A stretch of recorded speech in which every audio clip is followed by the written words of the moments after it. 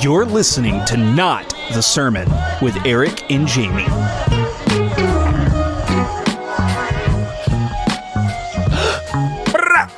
You talk too early.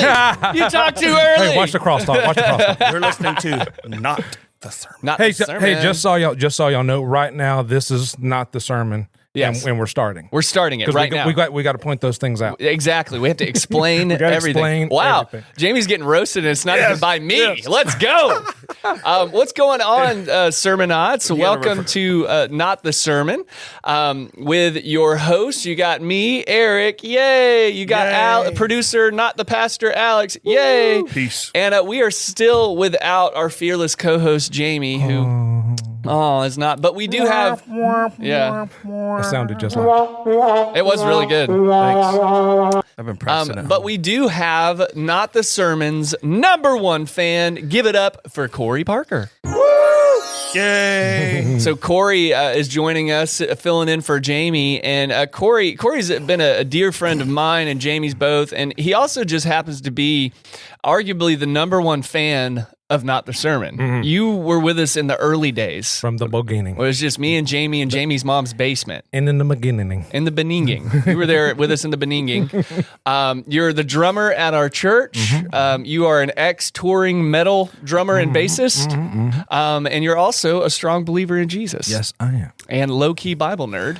Very low-key. Which is kind of cool to have you on the podcast. I think that's what makes a good soup. Thank you. Awesome. Speaking of soup, I had some great soup. What'd you have? It was just chicken noodle, so it sounds boring. Yeah, it sounds really boring. But I'm telling you, it was one of those kind where your lips kind of burn just a little bit, just enough to tingle, and you're like, yeah, I need more. Yeah. Like it was beyond the flavor. It was an experience. My whole family was like, Dad, you could like sell this. You could bottle this, put it in water bottles and sell it. I put greens in it. So I told you earlier, I am a clam chowder guy. I don't know you at all. I thought I knew you. I'm a canned clam chowder guy with a couple. Do you heat it up at least? No, I like it cold. No, I'm just kidding. No, of course I heat it up. And I also like to toss in a boiled egg too. That's disgusting. Oh, yes. Oh, it creates quite the ambiance a few hours. Aroma. It's got its own, it kicks the door down. Yeah, it's got its own flavor on those Coke machines with all the flavor. The freestyle machine. Interesting going in. The new right soda flavor. Yeah, so, but that's my thing. It's also, we're coming up on the New Year. So by the time this episode released, we're just a few days away from our New Year's celebration. And, you know, the thing that everybody likes to do, and I'll be honest with you, in the beginning, in my early days as a young believer in Jesus, I was like, New Year's resolutions are so dumb. No one ever follows them. Oh, you should just be following Jesus. But as I've gotten older and more wiser and more clam chowder, what I've realized is I'm not going to fault anyone for wanting to take a practical step for bettering their life in the coming year. And so I wanted to ask you guys, if you've thought about it at all, do you have any New Year's resolutions for this upcoming year? My New Year's resolution is to become independently wealthy. Okay. Yep. Maybe through the lottery. Okay. Gonna try. That's a full-time job. Yeah. And then I want to become post-diabetic. Post-diabetic. Okay, I like that. Yeah. I like that. So you're looking towards the promised land. Yeah. So, and then, you know, I don't know that I can attain any of those it's a miracle. I think you could be post-diabetic. Yeah. I think I could become independently wealthy too. Yeah. Just first step, become a burden on society. Yes. That way you have all the time in the world to scratch lottos. And make sure recording stopped here. Recording stopped because the storage on this device is full. Oh, no. Wah. All right, so burden on society, I get that. What about you, man? Corey, have you thought about this at all? Are we putting you on the spot? How do you want to better yourself in 2026? Yeah, well, you know, you start with what did your year in review look like? So this year, 2025, the Lord, He really grew me in ways that I couldn't plan for. Yeah. Me and my son got to go to Honduras, and it was financially covered. I mean, it was by God. And it was just like the way He showed that to me was ridiculous. And then I was a part of an event that we fed a lot of people in the downtown Yeah. district.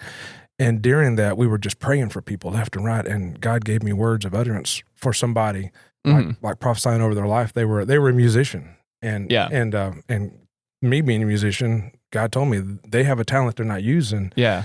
Tell them that I want them to use it. And That's I was like, awesome. that's the first time God's ever spoke to me like that. So Yeah. there's no way that I could have prepared for that at the first of the year. So I'm like going into next year going, wow, this is going to be crazy. Yeah. I want to do that more. I want to do that more. Exactly. Yeah. That's awesome. Increase. That's super cool. Mine Yours is. are way better than mine. I know, we're going to make you look so lame. I mean, I am lame. So I don't Mine is like one of the things I like to do. I've been doing it the past few years. Is like the first week or so in December, I like to take a couple days and just spend time with the Lord. Just have a couple extended mornings of prayer, and I write down questions and I ask God, like, what are we doing this year? What's the spiritual focus? What's the family focus? Financial focus?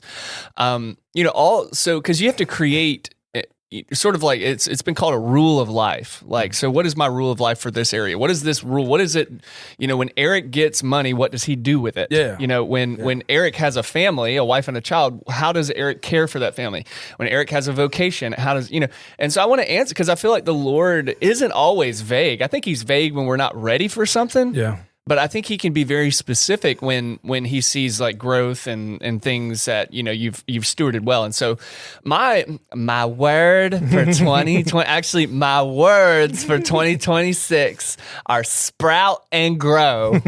And so I'm getting a sprout and grow tattoo on both of my ankles. And my left leg's going to say sprout, my right one's going to say grow, because I feel like this is a season where the Lord is going to begin to show other people that I matter. So do you cover up the old tattoos, or you add them on top of? I add them on top, and by the end of my life, I'll have 2 leg sleeves full of my words for the year. But no, my goal, so this is my main goal for 2026, is I'm a reader. I love to read. But a secret about Eric is not that I'm a slow reader, I'm just not a consistent reader. It might take me a month to get through a book, because I sit down for 20 minutes here, 20 minutes there, 10 minutes here, and then go a week without reading it, And so I want a little bit more consistency in that, because I really want to take a deep dive into some really specific subjects in the Bible. And so my goal is going to be 2 books a month. Cool. And so I tested myself this week, and I'm like, Eric, you're going to set your alarm or your timer for 30 minutes. You're going to read for 30 minutes straight. No distractions. And you got to be in a certain place too. Like your kid can't be running around screaming and stuff like that. And I did it. And then I was like, well, let me try another 30 minutes. And so I've had this week, I've had like hour to hour and a half reading sessions. Wow. Where I am getting through a book, not only getting through it, but I'm reading in such a way where I'm retaining and underlining and stuff too. So that's kind of like my nerdy New Year's resolution. I'm for sure a listener. Yeah. And my job's not very mental challenging. Yeah. So I can just put headphones on and listen to a book. And, I got 8 hours a day, so I can knock some books out pretty quick. Oh, sure. But there definitely are times where it's like, man, I wish I had a hard copy so I could underline this, highlight this, flip back to it when I need to. Well, that's why I switched. I went to audiobooks for a while because I have more opportunity to listen than I do read. But I found myself quite a few times like that person just said something really good, and I can't like go back to it. Like, what do I write down the time stamp on it and like, hold on, in the book it says at timestamp 12:57. I know it. So. And I've got one like the Diary of David Brainerd. Yeah. And I've time stamped a bunch, but I've never gone back to them. Never. So Alex, you're going to be independently wealthy. No, the lottery. Yeah. Through the lottery. You're going to grow deep in your relationship with God, and I'm going to read more. So okay, I'm going to be post-diabetic. And post-diabetic, we'll give you a little bit of a. Thank you for wanting to better yourself.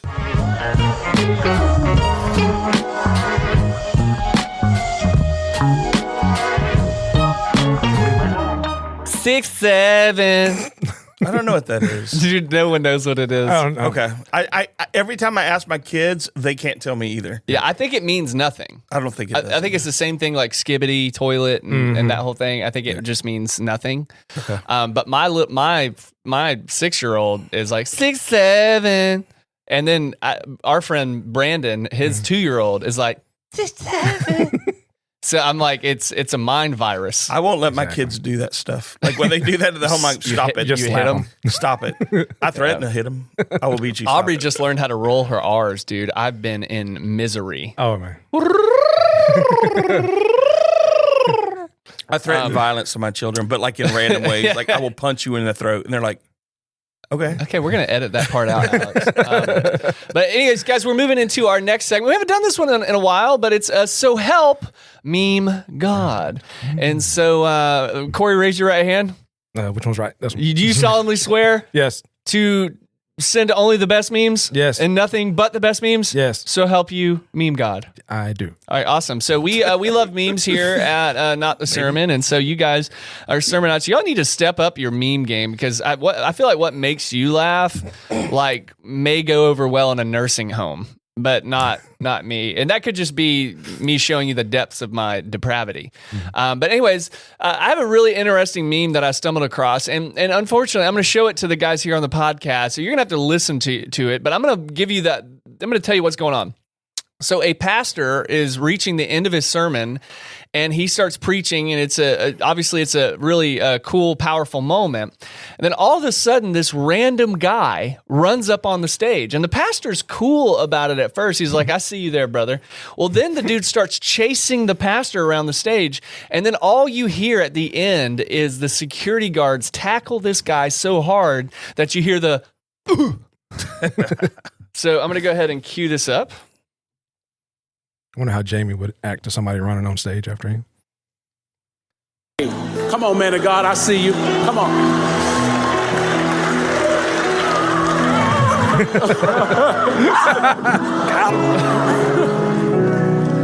Y'all clap y'all hands and give God praise. He looked like he was trying to do like the bunny hop. Hold on, I want to play that. Like you hear the guy go, "Ah!" Come on, man of God, I see you. Come on.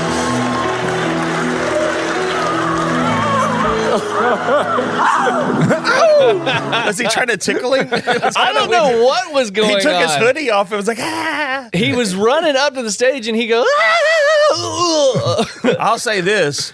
Those dudes were up there quick. They were. Which shows you that they've practiced for this. This is like the Usher squad. This is the like crew. But it's kind of a weird experience because this is, something that the church has never, obviously the church has struggled with persecution. I never want to diminish stuff that's happening, overseas, especially, but, at least in the Western church, like churches have had to get a lot more intentional with their security. And it seems like this pastor, it looks like a kind of a middle-sized church. It wasn't a mega church, a good middle-sized church, but they have a plan for when people storm the stage. Yeah. Because they were on that dude before he even finished his breath. In fact, they finished his breath for him. That was crazy. I that was the most impressive part of that video is they were up there fast. Yeah. They were up there quick. And so that kind of leads me into this story. So the first time that me and Corey ever really sat down with each other, I felt like, we knew each other. Was a time at our church where during a baptism. Yep. And so we had the baptism set up. We just get done baptizing. It's a beautiful experience.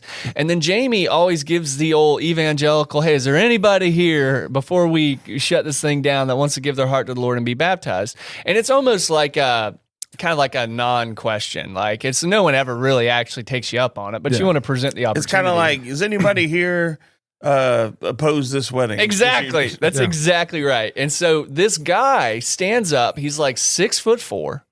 He has tattoos on every square inch of his face, and I assume body, dude. He's got forehead, under the eyes, cheeks, neck, and he's dressed like he fell into an H&M bargain bin. And he gets up and he's like, "I want to be baptized." He's wearing like a crazy hat and like sunglasses, white sunglasses, like Kanye West sunglasses in the middle of the service. Yeah.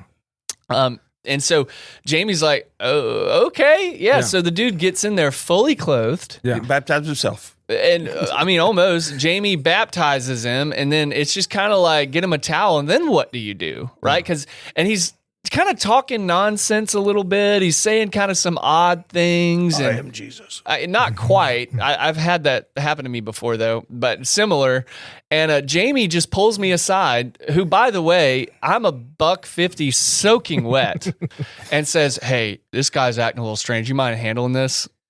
Let me take care of your light work. Deacon. Yeah, gee, thanks, Pastor.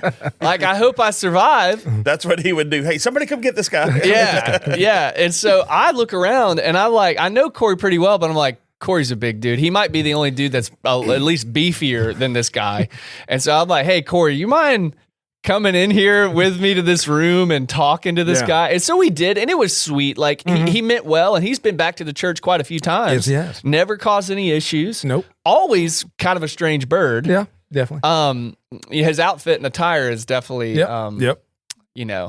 flamboyant. Yeah, he's definitely been through some hard things in his life. Hard drugs, you mean? Oh yeah, and then that has put him in difficult situations. Yes, He yes. did it, So we're sitting there talking, just trying like get through the service, and we talked to the guy about the Lord and his story and stuff like that. But that was kind of like our first time hanging out. I was like, "Who's the next biggest guy here?" Oh, Corey, let's go, dude. And so you really helped me out on that. But I wanted to ask, is like any other aside from that with you, have you ever been in a situation where like you wish you had security?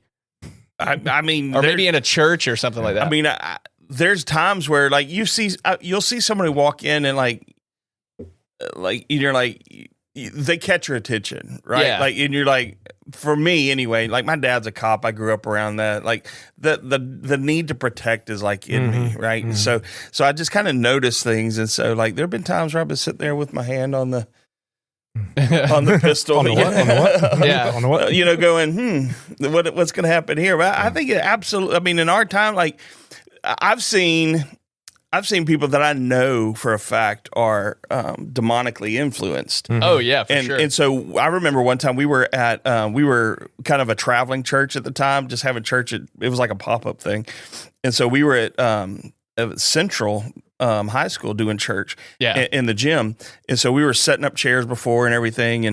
And this guy comes in, and a friend of mine was just kind of praying over the chairs and just kind of, not like, Dominus Ominous, just kind of as he's setting up, he's praying. And this guy who's, I mean, it's obvious that he's got problems. He just comes up and starts swinging at him. Oh my God. Like, and you're like, what the world is happening? And he's very frail. He probably weighs like 90 bucks. Yeah. 90 pounds. And so, but he's just like, I mean, he's just swinging at him. And so my buddy's like jumping back and he's praying louder. And the guy just keeps coming at him even harder, to the point where we had to pull him away. But I was thinking, this is absolutely demonic. That's the first time I'd ever seen in a church setting a demonic attack physically on somebody else that I know was spirit filled and was operating that moment in it. And so, like, that guy who goes up there, I mean, like that, why else would he go up there and attack that dude? Yeah. Like, so, I mean, there is a need for a bouncer. Yeah. Like, for sure. Like, because the enemy wants to attack, and sometimes it's physical. Hey, the Catholics have the Swiss Guard, dude. They've got dudes aren't locked. When people complain about having security at churches in the U.S., they're like, "Oh, we're supposed to, follow peace and take the beating or whatever." And I'm like, there's a time and place for that, surely. Yeah. But also, the Pope's got the Swiss Guard, Right. There's a difference between taking a beating and taking a knife. Like, there's a fine line, but you don't know what these guys are doing sometimes. So just a few days ago, one of our listeners sent me this email. A couple weeks ago, I talked about how me and my dad almost walked in on the armed robbery. And one of our listeners, Caleb, who's super engaging with us, appreciate you, Caleb, for sending us your content. Still not number one. Yeah, still not number one. But Caleb's close. I've never met him, but he's really contributed a lot. But he says, a few episodes you talked about walking into a robbery. I did as well while on staff at a church. Oh, wow. So this is Caleb's story. He says, I just come in early after FCA. I walked into my church, went upstairs to my office, and there's just a dude standing in my office with all of our TVs and a bag full of goodies on my desk. So he goes, I'm like, bro, you're not supposed to be here. Like, isn't that crazy? Like, people always think like they're going to be big and bad in any situation, but you're like, hey, kind sir, you are not supposed to be trespassing on our property. So he hits him with that. And then he said, please don't call the cops, man. I said, of course I'm calling the cops.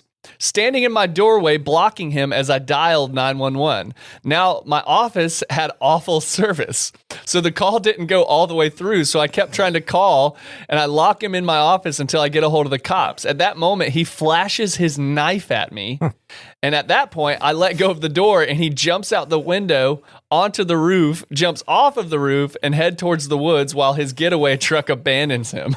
Pretty crazy, but pretty fun. So thank you, Caleb, for that story. What's a bag of goodies? I'm guessing desk candy. Oh, yeah. And a couple good commentaries. Some hard candies. Those little strawberry ones are the best. Does this do to Elf? I don't know, man. I don't know, but How we know he wasn't Santa Claus? How do we know? Yeah, I can imagine that. You could find some. I mean, if you know what you're looking for in a church, you could find some stuff of value that you could sell. Yeah. But I thought it was crazy, like walking into a robbery, having a knife pulled on you, and then doing your best to do the right thing but not get stabbed. Yeah. And then the getaway driver, come on, dude, you're gonna just pull out like that? I bet they're not friends anymore. Probably not.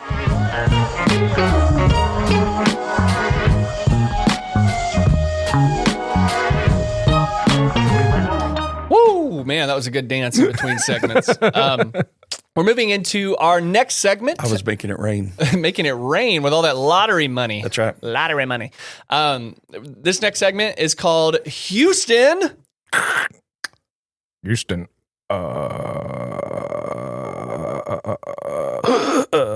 We have a question. Yeah. Thank you, Corey, for jumping in on that. Very I was nice. just going to see who was going to pick it up. I don't have that I in was me. trying to figure whose voice it was because I wasn't looking, and I wasn't looking, and I was like, "Who is that?" And I was like, Where's that coming from? Get on it, You Corey. are our number one fan. Yes. So Houston, we have a question is where we take questions from our sermonites. And so if you have a question that you want us to answer on air, it could be theological, biblical, culture, faith, life, whatever, relational. Send it to us at notthesermon@gmail.com, and we will do our best to get to it on the podcast. And the question today comes from one of our listeners named Brittany. And Brittany says, I know God has made a lot of different laws and rules that Christians should live by, but how come he made the 10 Commandments? What about the 10 Commandments is more important than the rest of them? And why did he really emphasize us listening to those, sort of as the primary source of rules? And so, That's a great question. Yeah, It is a good question. Yeah, it was a really great question, Brittany. And I think it opens up a lot of discussion. And per not the sermon ritual, what I want to open up with is I want to explain the ditches on the 10 Commandments. And then I want to give you guys an opportunity to answer this question. Like basically, why were the 10 Commandments so important? Yeah. And I would even ask, as in addition to that, is are they still important today? So 2 ditches on this issue is number one, you have people that they kind of think that every single thing in the Old Testament has been done away with because of Jesus, right? And so when you talk about the 10 Commandments or Levitical laws and stuff like that, they don't really differentiate between what we would call God's moral law, the thing that are always true about what God desires from us, versus the things that were only true of the Israelites. Namely, the 10 Commandments would be, that's God's moral and ethical framework. Right. That's how he wants everyone to be. Yeah. But then you have the dietary laws, and people, would say, bacon, which I thank God for bacon. I thank God we don't have to follow those laws. But some people would say all of the Old Testament is obsolete and old and garbage, and we don't need to listen to that anymore. Yeah. But then people on the other end, they get all Hebrew rooty, and they're like, man, you still aren't supposed to eat shrimp, and everything's a pagan holiday. Your birthday's a pagan holiday. Yeah. I'm a pagan holiday. And so it gets out of hand where you're trying to follow the Torah like Jesus never came and died for you. Yeah, So yeah. the 10 Commandments, there's a lot of confusion around that. And so I'm going to ask you guys, why were those 10 Commandments emphasized by God? And secondly, do they still matter today? I'll pitch it to you, Corey. Well, what's cool is we're in the middle of a sermon series called The Name, and you did an awesome job last week talking about. Thanks. Can I give myself a chime? Do it. Full chime or half chime? I say full chime. Let's go. So you connected King Ahaz. He went to the wrong counselor, and how Jesus would be the wonderful counselor. Yeah. And like I say, the 10 Commandments are what defines our relationship with God. Yes. As imagers. Explain that. That's a cool sentence. Explain that. Yeah. So let me look at. I just happen to have notes. Let me make sure I'm not Look, getting on my notes. and just so everybody knows, this is not a sermon. What? This is not a sermon. This is not a sermon. These are You notes. brought notes? But This is note the sermon. because my mind is gone because of never mind. But Drummers. but actually, the Ten Commandments is not that the word commandment is not in there. It's actually words in the Hebrew, and then in the Greek it's decalogue, which would be also 10 words. And so Jesus said that you would know our followers by fruit. Well, these were their principles to live by that would show good fruit. Yeah. Which is imaging the name. So these were more than just arbitrary rules that God wanted the Israelites to follow. This was his moral framework. This is what it means to be the people of God, to follow these things. Why? Because these are all the things our neighbors were not doing. Right. So their neighbors were not in covenant relationship with their gods. They were worshiping a bunch of different gods, which the first commandment is you shall have no other gods before me. Yep. So they were worshiping a ton of different gods. They were making tons of idols. They were using the names of their gods uselessly. They were not taking a Sabbath. So they were not honoring their mothers and their fathers. The Israelites were to be everything that their neighbors were not. And then why was that? Because God was calling them to be a different people defined by the way of Yahweh. Right. That's how I would answer. And then also as wise, the Abrahamic covenant was to you shall be a blessing to all nations. All nations. So living this way, you would see the other nations be like, well, I'm having to kill my kids and sacrifice my kids. And the Hebrew people got more and they win all the wars and God saves them out of rivers and from enslavement, things like this. Yeah. I want to be like them. What are they doing that's different? Well, they actually have some laws that actually lead to good fruit. Yeah. And so I want to be involved in that. I want to be a part of that. Yeah. And to answer the second part of Brittany's question, she's like, what makes these so much better than all the other ones? And what I would say to that, again, when I use the word moral or ethical laws, what I'm saying is like, how do we live and why? Yeah. Right? This is an issue of the heart. And here's the thing about the 10 Commandments. The New Testament, there's prophecies in the Old, but also Paul makes it clear that through the power of the Holy Spirit, these laws are now written on our hearts. So through our salvation in Christ, through the power of the Holy Spirit, these are our natural inclinations now. Yep. They're not just external lists of rules. They are things that when we follow Jesus, we want to do by nature, or should at least work towards wanting to do by nature. And so, but the other thing is like, people say all the time, like we see this in the news, like, man, the school system really went down when they took the 10 Commandments out of school. If we put the 10 Commandments back into schools, then everything would go back to the way it was back in the 50s when it was only good for me and my people. Yeah. So like the 10 Commandments aren't some, it's not a magic talisman. Right. We have something better than the written letter of the law. That is now a what with God through Jesus. Yeah. Well, then you could get into why were they written on tablets? What was the deal with tablets and then 2 tablets? Yeah. Well, and when God entered the story at this time when he saved people out of enslavement, what was common in the time was when 2 nations or kingdoms would make treaties, they would write them on tablets. Yeah. And they would each have a copy of this tablet. And then they would take these tablets back to their temples and they would put them at the feet of their God. Yeah. And so that it was held special. It was a special covenant. So this is the Hittite kings when they made covenants with the Egyptian pharaohs. Yeah. It was on silver tablets. And so they each had a copy. And Joseph Smith made his covenant on golden tablets. Wow. I didn't even think of that. It was poor handwriting. The font wasn't good. Yeah. Well, actually, the font was non-existent because those tablets didn't exist. Exactly. So we were to put our tablets into the ark, or the Hebrew people put their tablets in the ark, which is God's footstool. Yeah. And so then like what you said, then Proverbs 3:1-3 talks about putting my the laws.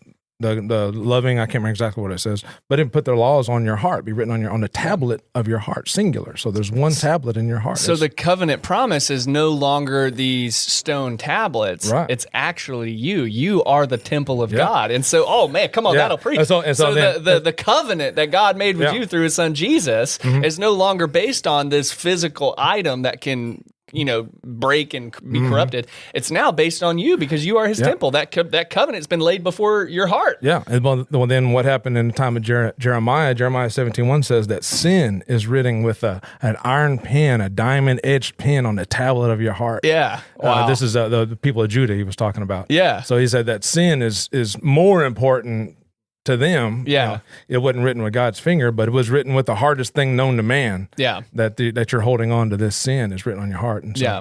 And so this is when Jenner, what am I saying? Kylie Jenner? Yeah. Jesus enters in to this time of the world when there is not tablets anymore. The tablets is your heart. So when Jesus enters in, now Paul talks about it in 2 Corinthians 3, that he ties it all together, that the work that they are doing for the people is now written on the tablets of their heart. So as a believer, Christ has made it possible for us to care for and work with and minister to and lead other people, make disciples of all nations. Yeah. This is what's written on the tablets of our heart. Yeah. And I would like to emphasize, because we're showing a lot of love, to the Old Testament, obviously, because that's kind of where this idea of the 10 Commandments comes from.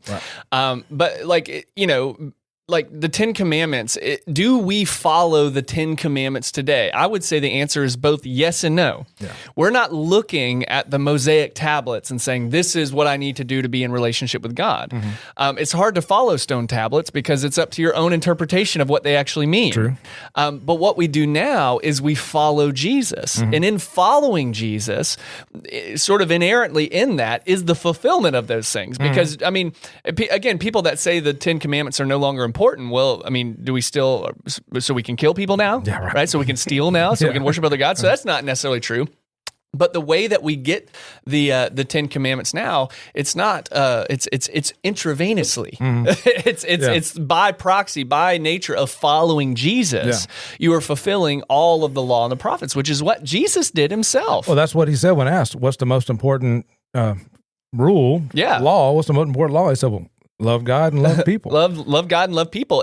And some would even argue that the commandment, you have the first commandment was worship one God. That commandments 2 through 10 are just an extrapolation of that. Exactly. Right? It's just like, this is how you worship if you this do one that, God. The others will fall into place. Exactly. You got any insight over there? Are you making some chicken noodle soup, Alex? I think that, I think that one of the great things about the 10 Commandments is it's kind of a moral compass for anybody. Yeah. Right? It doesn't, even if you're not a believer, it's just good moral to not kill people. Yeah. You know what I mean? Yeah, sure. So it feels to us now like it was just kind of stating the obvious. Yeah. Right? But at the same time, at that time, God saw it as an important thing to say, hey, this is how to live, right? This is it. Like he spoke to people. He used, Adam, and he still spoke to people before this. But at this time, they needed some guidance. Needed some guidance, dude. And they were down there. They would have built golden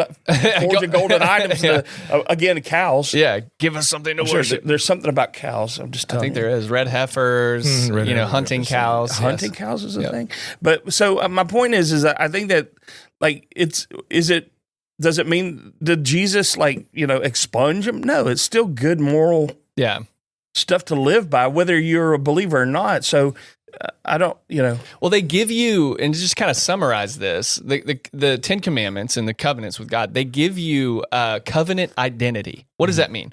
This is what it means or looks like to be in covenant with the one true God. Right. We worship him alone. We honor our parents. We don't kill people. We don't steal. We don't sleep with other people's wives.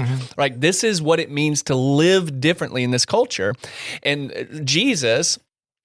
he even says, I didn't come to abolish the law, right? I've come to fulfill it. And so as we follow Jesus, we're no longer looking to these moral laws, but it doesn't mean that these moral laws, like you pointed out, Alex, they're the foundation of morality in most of the Western world. Most of Western law, like Europe and the United States, our legal system is based on the Christian Judeo ethics found in the Old Testament. Property law, restitution, morality in general. Like, why is it not good to kill people? Well, it's because for the past 2,000 years and beyond, Christians and Jews have practiced not doing that, and it's tended to work out pretty good. So thank you so much, Brittany, for your question. I hope you weren't more confused afterwards, but the 10 Commandments are good. Jesus is better, but it's not, the exclusion of each other, right? Right. Boom,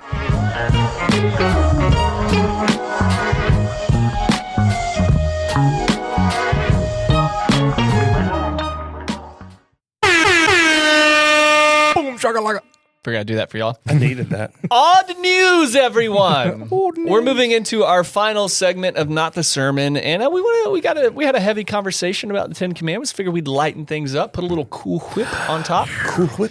And this is a segment where we pull some really strange but real news articles from our nation and nation around the world to show you just how depraved humanity really is, or misguided. And so are you guys ready for this? Because this one was shocking. The headline, this is from NPR.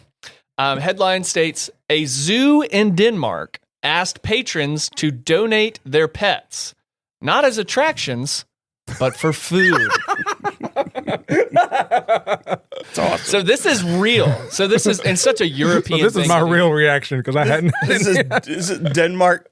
So they have basically a Siberian tiger. I'm from Denmark. Isn't that weird? Isn't that weird? Holland. So they have some Siberian tigers, new cubs, and a couple other wild cats that could benefit. And here's their justification. It says, a European zoo stirred up intrigue and controversy after a social media post asking for surplus pets to be donated to feed captive animals went viral. Tara, if you're listening, this is a great idea for all the cats. I was going to say, what is a She's surplus always wanted to bring pet? home a new cat. And I'm like, I got a place for him to go now. Didn't she? She got bit by a cat. She right? did, and was got, in a hospital for 3 days. So his wife, and you're listening to this, we love you. I'm not judging you.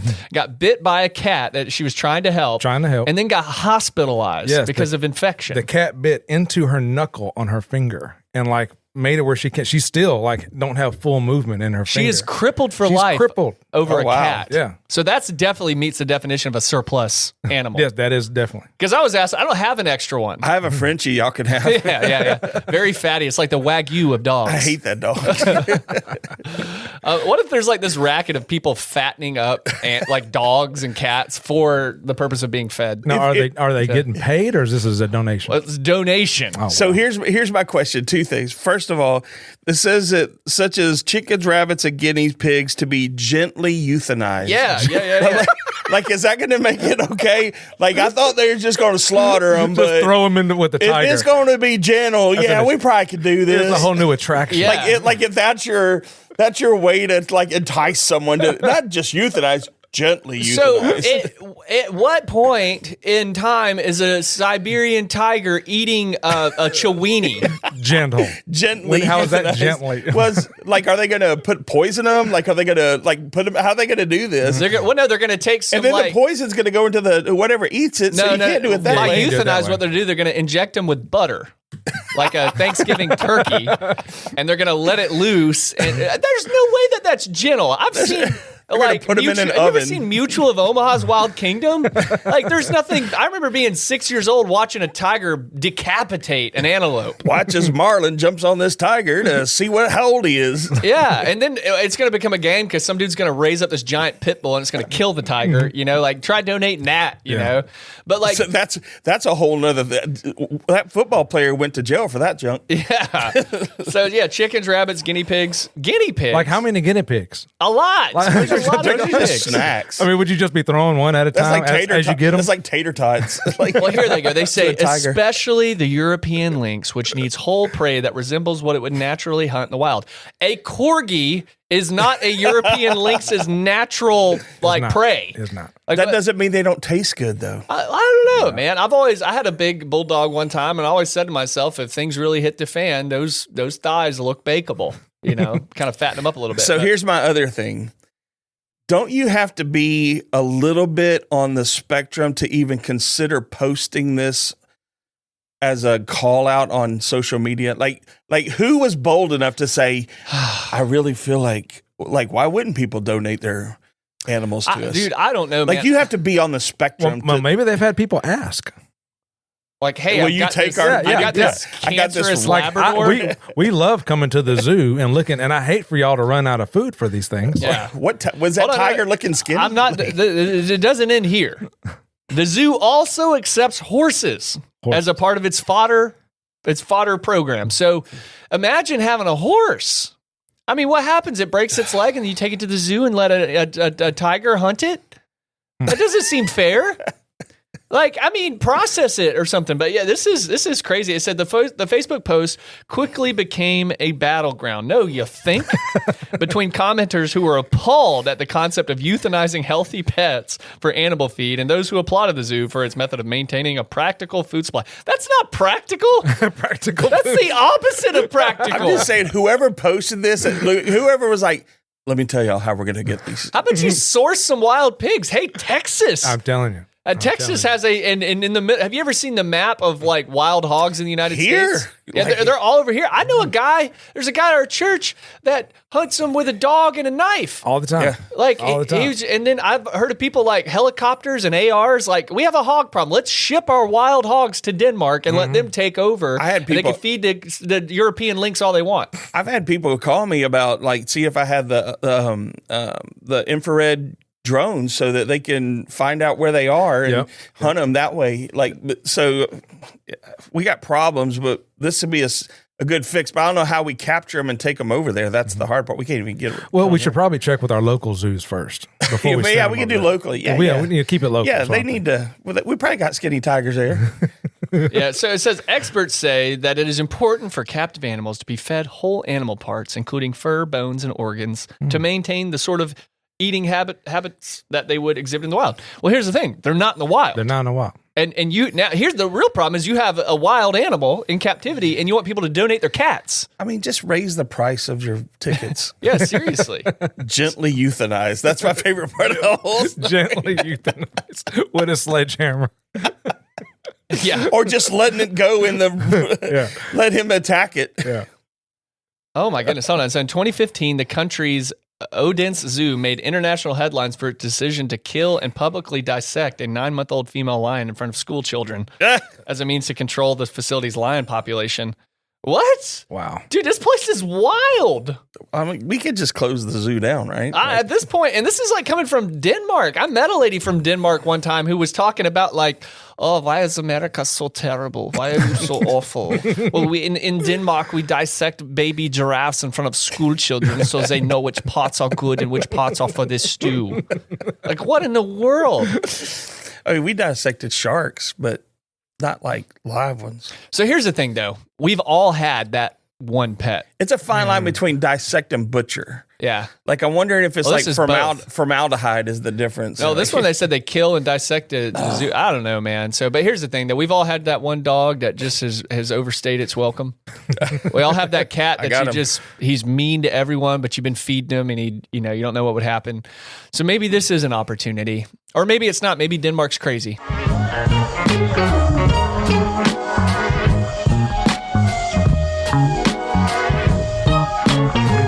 All right, Sermonauts, go home and hug your pets for me. There was a couple of shepherds that were roaming our neighborhood. I could probably donate those. Yeah, so that's what they do at the Humane Society. Wow. Oh. Where'd the cats go? I don't know. I don't know where the cats went. Well, every kid has that story of like their cat Bambi that just went missing, and then they found out years later that it was, we hit it. We backed over it. Yeah. Quick story. We used to live in a town in Houston, and there was this Mexican family that lived next to us, and like about once every 3 months, they would get a pet goat.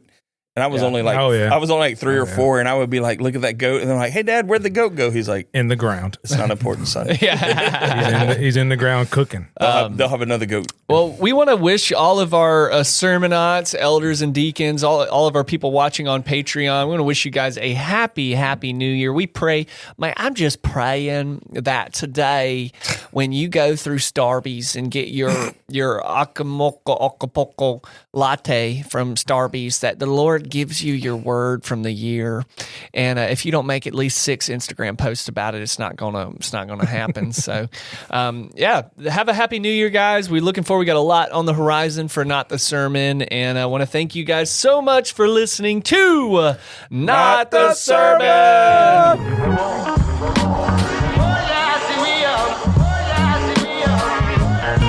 Thanks for listening. This podcast is a production of Victory Fellowship Church in Thomasville, Georgia. Eric and Jamie can be reached at emailing notthesermon@gmail.com.